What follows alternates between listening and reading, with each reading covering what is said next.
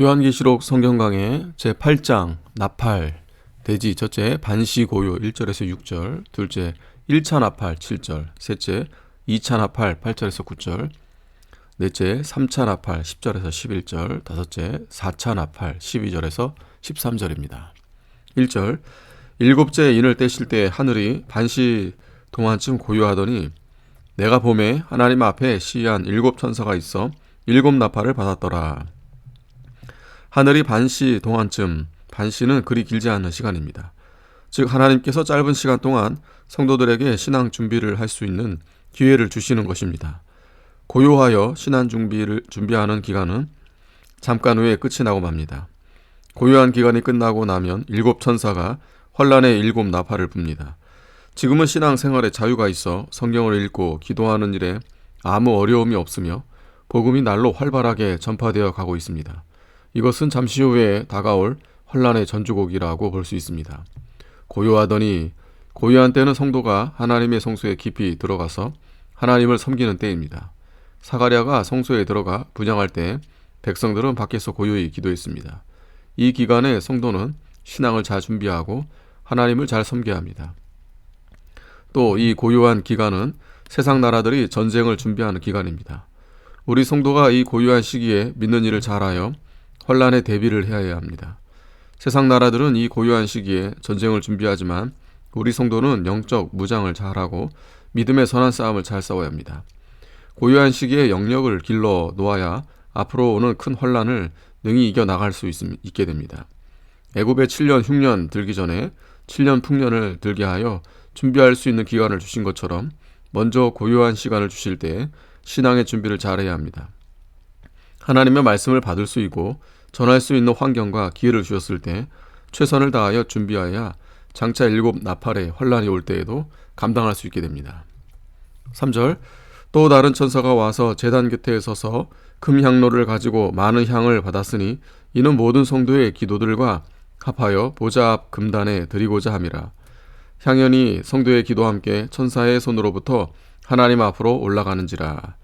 금향로에 금은 믿음을 상징하고 향로는 향을 드리는 기구입니다. 천사가 믿음의 향로에 성도들의 믿음 지킨 행위를 담아서 성도의 기도와 함께 보좌 앞 금단에 드리면 하나님 앞에 올라가는 것입니다. 하나님께서 그것을 받으시고 기뻐하십니다. 많은 향은 성도들이 하나님의 말씀대로 순종한 아름다운 행위를 말합니다. 고린도후서 2장 14절에 항상 우리를 그리스도 안에서 이기게 하시고 우리로 말미암아 각처에서 그리스도를 아는 냄새를 나타내시는 하나님께 감사하노라. 우리는 구원 얻는 자들에게나 망하는 자들에게나 하나님 앞에서 그리스도의 향기니라고 했습니다. 성도가 말씀을 순종하고 믿음을 지킨 아름다운 행위는 성도의 기도와 함께 금향로에 담겨져서 천사가 보좌 앞 금단에 드리게 됩니다. 사도들이 믿음을 잘 지킨 행위가 하나님 앞에 향기가 된 것입니다. 성도가 말씀대로 순종하여 걸어 나아가면 그것이 하나님 앞에 향기가 됩니다. 하나님께서 기쁘게 받으시는 향연은 믿음을 지킨 아름다운 행위와 기도가 합하여져서 져야 합니다. 성도가 기도하기를 쉬는 것은 죄입니다.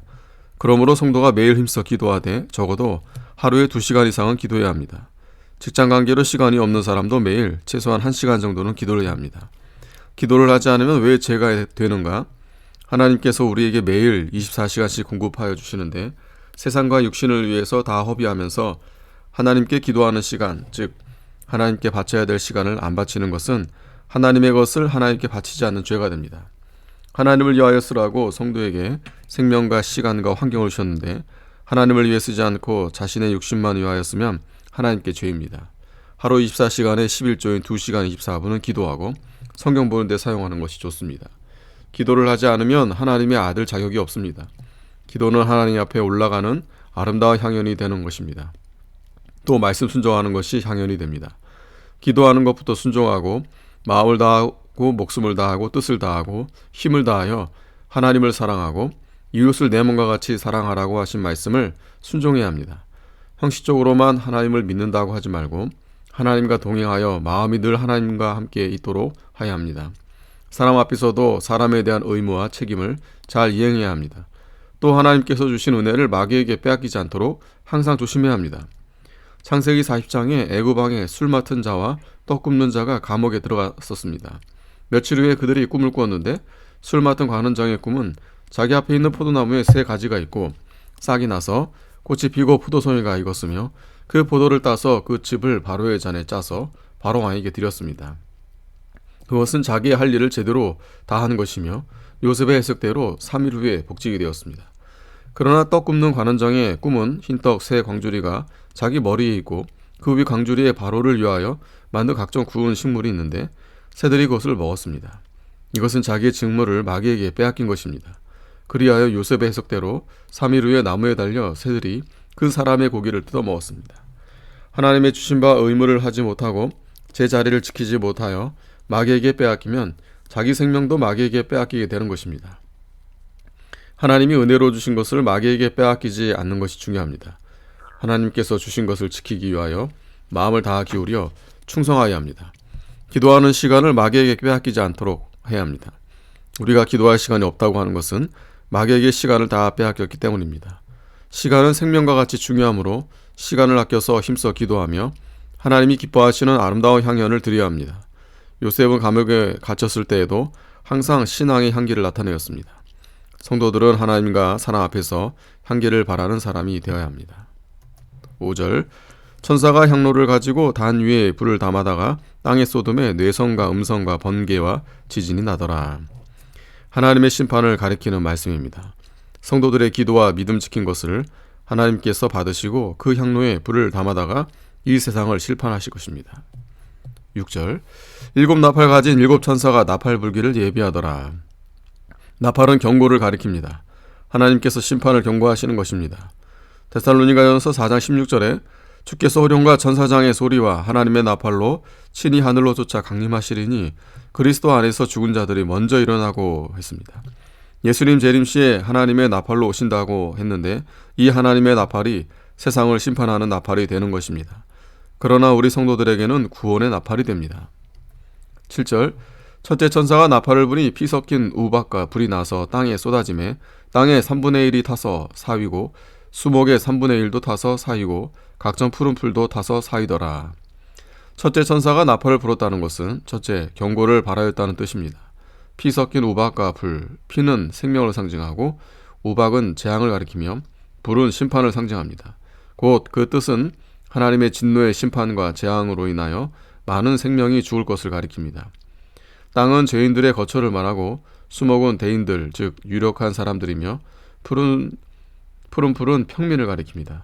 땅의 3분의 1이 타서 사이었다는 뜻은 스가랴 13장 8절에 여호와가 말하노라 이 온 땅에서 3분의 2는 멸절하고 3분의 1은 거기 남으리니 내가 그 3분의 1을 불 가운데 던져 은같이 연단하며 라고 했습니다. 여기에서는 3분의 2가 하나님의 심판을 받았다고 했는데 본문에는 3분의 1이 불에 탔다고 했습니다. 3분의 2나 3분의 1이 양적인 의미가 있는 것이 아니고 사람들의 종류를 세 가지로 나누어서 스가랴 13장 8절에서는 그 두 종류가 망하고 한 종류가 남는다는 뜻이며 본문에서는 한 종류가 심판을 받는 것을 말한 것입니다. 사람은 세 종류가 있는데 첫째, 신령한 세계를 걷는 성도, 둘째, 불신자, 셋째, 중간에 있는 성도, 즉 하나님과 세상 재물을 겸하여 섬기는 자입니다. 불신자들은 벌써 마귀의 종이 되었고 신령한 세계의 성도는 마귀의 손이 미치지 못합니다. 그러나 중간 위치에 있는 자들은 마귀에게 아주 먹힌 것도 아니고 또 완전히 마귀의 손을 벗어난 것도 아니기 때문에 마귀가 이 중간에 있는 자들을 잡아먹으려고 합니다. 본문의 3분의 1이 죽는다는 것은 이 중간에 있는 자들을 말하고 스가랴 13장 8절의 3분의 2는 이미 죽어있는 타락한 종류와 중간에 있는 종류를 합해서 3분의 2가 심판을 받아 멸절한다고 했습니다. 그러므로 본문의 3분의 1이나 스가랴 13장 8절의 3분의 2나 내용은 마찬가지입니다. 신령한 신앙의 길을 걷는 자는 언제나 망하지 않습니다. 중간 입장에 있을 때가 예수 믿는 일이 제일 힘이 듭니다. 불신자는 현재는 아무 짓을 하여도 하나님께서 버려두고 아예 간섭하지 않습니다. 또 아주 신령한 세계에서 영의 인도를 받아 살아가면 마귀의 세력이 미치지 않으므로 항상 기쁘고 평안하며 하나님의 능력이 함께하여 모든 것이 형통하게 되므로 믿는 일이 아주 쉽습니다. 그러나 중간 입장에 있으면 마귀가 쉴 사이 없이 역사하고 죄를 지으며 가책을 느껴 괴로운 것입니다. 영의 세계를 걷자니 힘이 들고 죄를 지으면 심한 가책이 오므로 신앙생활하기가 힘이 든 것입니다. 사위더라, 하나님의 재앙을 받아 불에 타서 없어지는 것을 말합니다. 8절, 둘째 천사가 나팔을 부니 불 붙는 큰 산과 같은 것이 바다에 던지음에 바다의 3분의 1이 피가 되고 바다 가운데 생명 가진 피조물들의 3분의 1이 죽고 배들의 3분의 1이 깨어지더라. 불 붙는 큰 산은 산과 같이 크고 견고한 세력들을 말합니다. 예레미야 51장 25절에 나 여호와가 말하노라, 온 세계를 멸한 멸망의 산아 보라, 나는 내 대적이라, 나의 손을 내 위에 펴서 너를 바위에서 굴리고 너로 불탄 산이 되게 할 것이니 라고 했습니다.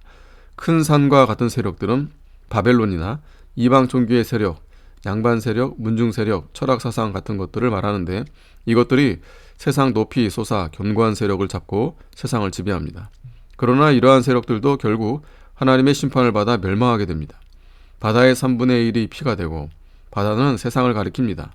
바다의 3분의 1이 피가 된다는 것은 생명을 가진 피조물들이 죽으며 망한다는 뜻입니다. 배들은 세상 문화의 도구와 기관과 단체들을 가리킵니다. 인본주의의 세상 세력들이 하나님의 심판을 받으면 모두 변동되고 몰락되어 없어집니다. 그들이 살고 있던 물은 사망의 바다가 됩니다. 10절, 셋째 천사가 나팔을 부니 횃불같이 타는 큰 별이 하늘에서 떨어져 강들의 3분의 1과 여러 물샘에 떨어지니 이 별 이름은 쑥이라. 물들의 3분의 1이 쑥이 되매 그 물들이 쓰게 됨을 인하여 많은 사람이 죽더라. 큰 별은 교육자를 상징하며 물샘은 하나님의 말씀을 가리킵니다. 말세에는 교육자가 타락하여 하나님의 말씀을 쓰게 만들며 영을 살리는 진리를 변질시켜 많은 사람의 심령을 죽게 만듭니다.